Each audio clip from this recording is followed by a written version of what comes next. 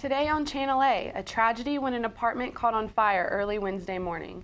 And local ALE is harshening up on the underage drinking laws. And with Social Justice Week on ASU's campus in full swing, find out how drone warfare relates to you.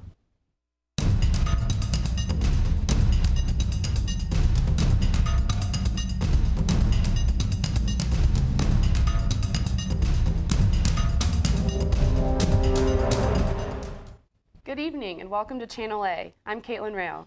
And I'm Heather Stone. We hope you tune in weekly for a review of events at ASU. Local fire departments, law enforcement, and emergency medics were called to Homespun Hills Road early Wednesday morning due to a fire. A spokesman with the Boone Fire Department said one person was left dead after the mini apartment complex caught on fire. The victim was found during the initial search and has been identified as Chris Brubaker. Most of the damage took place on the upper level of the complex. Cause of the fire is still under investigation. Social Justice Week on Appalachian State University's campus continues until next week. The week began on March 19th, featuring events addressing current global issues such as human trafficking, education, gay and lesbian rights, poverty, and genocide. The week is student-driven and designed to bring together the student groups and campus offices. There are free events offered each day campus-wide pertaining to a variety of issues. Social Justice Week will wrap up on Thursday, March 28th. As part of Social Justice Week, one discussion panel took time to talk about the fatal repercussions of drone warfare. Channel A's Matt McClellan investigated further. It's an issue that hasn't attracted the attention that it should, in large part because it's so shrouded in secrecy that the facts aren't known. Drone warfare. It's the United States' targeted killing of individuals seen as an imminent threat using unmanned aircraft. And it was the topic of discussion at a panel meeting as part of Social Justice Week last night. It's all about the strength of our social movements and how much they can actually change the political climate. The panel included political activist Ben Lassiter, Professor John Cox, and ASU student Justin Hall, who gave an emotional first-hand account of drone strikes while serving in Afghanistan. I was sitting in an office with a computer screen, waiting to answer the radio at night. And I could see just a little blue dot going across the screen. But I also happened to hear that fly over. I think that added just enough personal touch. The Bureau of Investigative Journalism estimates that in Pakistan, Yemen, and Somalia, between 2,800 and 4,200 people have been killed since 2001. I think the American people are decent, humane people, and if more people knew about what was being done in their name, the hundreds of civilian casualties who've been the victims of drone bombs, of drone strikes in the last 9 or 10 years, I think there would be more outrage and many more people would be speaking out against it. Pakistan, Yemen, and Somalia may be on the other side of the world, but students at ASU are feeling the impact of drone strikes much closer to home. Organizer Amanda Moore says raising awareness is the first step to recognizing international human rights. This is the sign of hope, and I mean, becoming educated about these issues, this is it. I mean, this is where it starts. It starts at the grassroots level, it starts with the individuals. Reporting for Channel A News, I'm Matt McClellan. The Alcohol Law Enforcement Division is cracking down on underage alcohol purchase and use around Appalachian State University. The ALE agents have arrested over 100 people for underage possession and consumption of alcohol beverages, aiding and abetting underage possession and using fraudulent ideas to obtain alcohol. They are conducting secret enforcement operations and have hosted training seminars for ABC retailers. ALE will continue their work in Boone to enforce the state alcoholic beverage control and drug law. The Harlem Globetrotters returned to Boone on Wednesday, March 20th. The Globetrotters are world famous for sports and family entertainment. The 2013 You Write the Rules World Tour incorporates kid participation and takes fun to a whole new level. The North American leg of the tour began in October of 2012 with stops in almost 240 cities in 45 states and 9 Canadian provinces. They will continue playing through April 2013. Coming up, Channel A got personal and asked students about their bodies. And stay tuned to hear about how spring will come even later in Boone. It was not. It was like...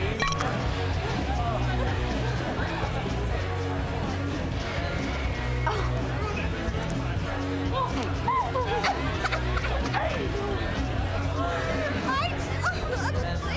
It's easy to tell if you've had way too many. But what if you've had just one too many? Buzz driving is drunk driving.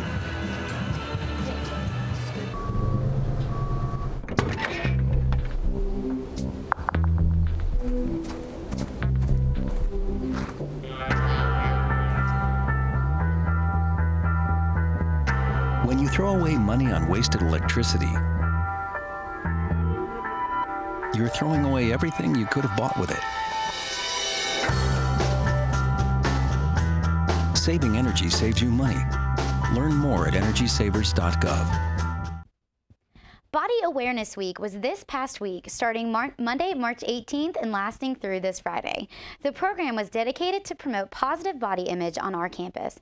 Channel A's Nakia Hewitt asked App students what their favorite body part was. Appalachian State University is celebrating Body Week. Channel A wanted to know what you love about your body. My smile, because I like to smile. My favorite thing about my body is my stomach. Luckily, I don't have to work very hard for abs because my parents have good metabolism, so I have the same thing. I think the favorite thing about my body are my legs. They've always been pretty muscular and strong, and they're where I feel most confident. My favorite thing about my body would have to be my ears, because I love talking to people and I love music. Absolutely love music. All right, well, I love her eyes. And I love her eyes. The favorite thing about my body is, well, I like the fact that I have really long legs because I am a dancer. And so, I mean, I get to show them off. I'd have to say my favorite thing about my body is my massive biceps. I mean, come on, just look at them. Yep. It's a good time. I've been dancing for a really long time, so I guess my legs are pretty good because I've been dancing for 15 years. The thing I like most about my body is probably my eyes, because they work pretty well. The thing about my body is my ears. Well, the favorite thing about my body is being able to keep it in shape and just do what I can, get exercise, eat healthy food, and just expect it to do whatever it takes to help me stay healthy and keep a good lifestyle. Without a good lifestyle, I mean, I'd be nothing but a little fat couch potato, I reckon. My favorite part about my body is my legs. My favorite thing about myself is my hair, because I can style it whatever way I want to, and you know, it's just, I don't go anywhere without fixing my hair. That's my one thing.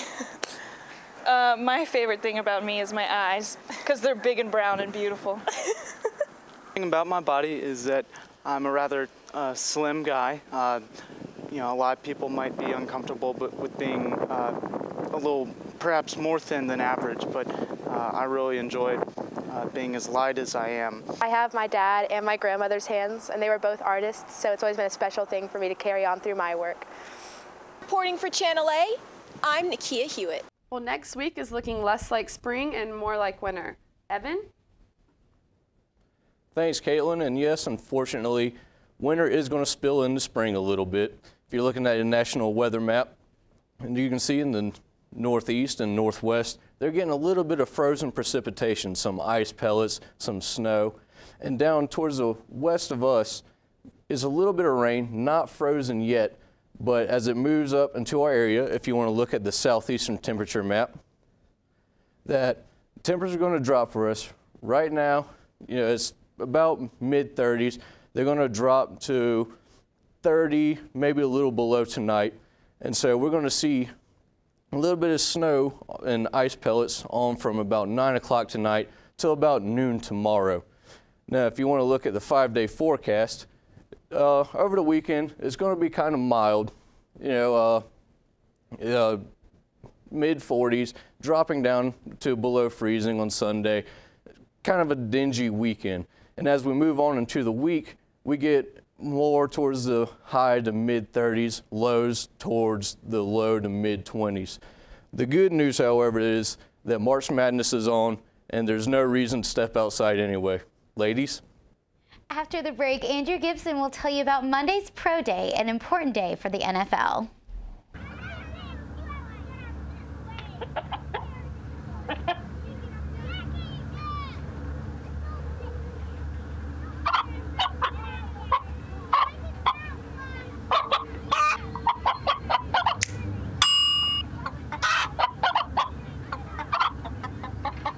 separate raw meats from other foods by using different cutting boards. 3,000 Americans will die from food poisoning this year. Keep your family safer. Check your steps at foodsafety.gov. Know what? What? Since I got adopted, I've learned a lot about these humans. I know. I mean, check out these two. It's Flirt City over here. Yeah, I noticed that. It looks like my human is definitely into your human. Oh, look! I think she's getting his number. Nice. Your human's got some sweet moves. Takes after his dog. Oh, look, they're doing that thing where they put their arms around each other. She kicked up a leg. It's like in the movies. That's awesome. Looks like we're going to be hanging out a little bit more. Anna Freeman scored a game-high 20 points in her final collegiate game, but it was not enough as Appalachian State University's women's basketball team fell to Charlotte 79-61 last night in the first round of the 2013 WNIT tournament at Halton Arena in Charlotte. The Lady Mountaineers were able to hang with the 49ers for most of the contest last night, but a late run by Charlotte would seal the deal and then send the Apps to a season-ending defeat. Appalachian was never able to threaten from there on out as Charlotte led by as many as 20 points with just over a minute left to play and slammed the door shut to grab the 79-61 win and advance to the second round of the tournament. Freeman led the Apps with 20 points to go along with 5 rebounds, 4 steals, and 2 blocks. Bria Huffman, meanwhile, added 11 points off the bench, and Mariah Sidner finished with 9 points for the Lady Mountaineers. The App State women's basketball team ended its season with a 20-11 record and 4 straight postseason appearance under fifth-year head coach Darcy Vincent. It was also their 3rd overall postseason appearance in the last couple of years. Meanwhile, Appalachian State University's football team hosted representatives from 20 National Football League organizations on Monday for its annual Pro Day. Running back Rod Chisholm, linebacker Jeremy Kimbrough, kicker Sam Martin, defensive back Demetrius McCray, and running back Stephen Miller, along with Troy Sanders, highlighted Appalachian's participants in the Pro Day workouts on Monday. All 6 are NFL prospects, and they're going into spring trying to go for that NFL draft. According to Appalachian State Director of Strength and Conditioning, Kareem Young, all 8 Mountaineers impressed the assembled NFL personnel with strong workouts on Monday. Miller, in particular, improved his NFL stock by wowing the coaches and scouts with his on and off-field skills. At 43 inches, his vertical jump was reported to be the best by an NFL running back prospect this year.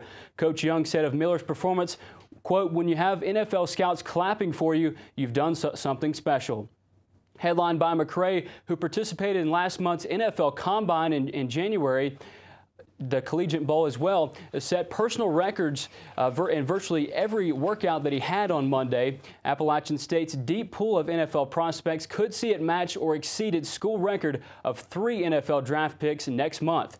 3 Mountaineers have been drafted twice, most recently in 2011 when Mark Legree and offensive lineman Daniel Kilgore were both selected in the 5th round by a pair of NFC West Division teams. And linebacker DJ Smith was picked in the 6th round of the draft by the Green Bay Packers. And speaking of 6, the 6 draft-eligible Mountaineers hope to hear their name called when the 2013 NFL Draft takes place April 25th through the 27th at Radio City Music Hall in New York City. And that's your look at Channel A Sports. So much talk about football. What about March Madness right now? We've got a lot of basketball going on. March Madness is here. Harvard with a big upset last night, a 14 seed, knocking off a... Definitely, yeah. I was missing the basketball information. I know what's going on in football world now, though.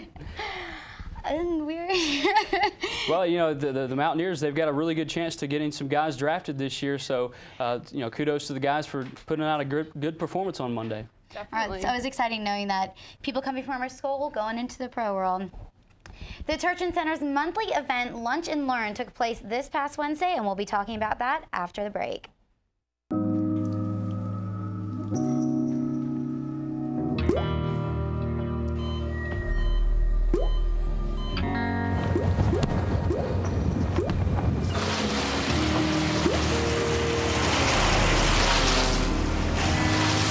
There are a million places you'd never consider texting. So why would you do it while driving?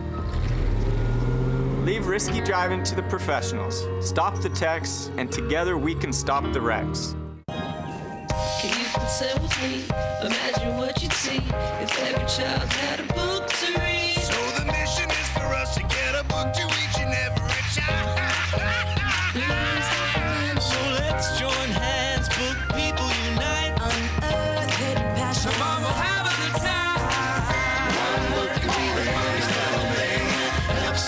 change a life. People unite. Read to a child today and spark a lifetime of ambition. Learn took place this past Wednesday at the building's lecture hall. The event featured discussions of the 10th annual mountain photography competition. The Turchin Center hosts a number of events for the community. Every Tuesday at 5, they host Tai Chi for students that need to de-stress. Also on Tuesdays, they hold an open studio for anyone wanting to learn more about creating their own art. All events are free to students with an Appalachian ID. I know also they have yoga on Saturday mornings, which I might have to go to tomorrow, knowing that the snow is coming. I need a way to de-stress a little bit. Not much about that for snow, me. I know. Yep. Is it coming? It's coming. You know, you never know what's going to happen, but coming in with that rain coming in, freezing weather coming our way, chances are we're going to get a lot of snow, a lot of ice. So unfortunately, what do you expect? Unfortunately, not much good news in the weather. Well, the good news is it is spring, and so hopefully the warmth is coming soon, but it can never come soon enough here in Boone. Thank you for tuning into Channel A. Catch us next week on March 29th.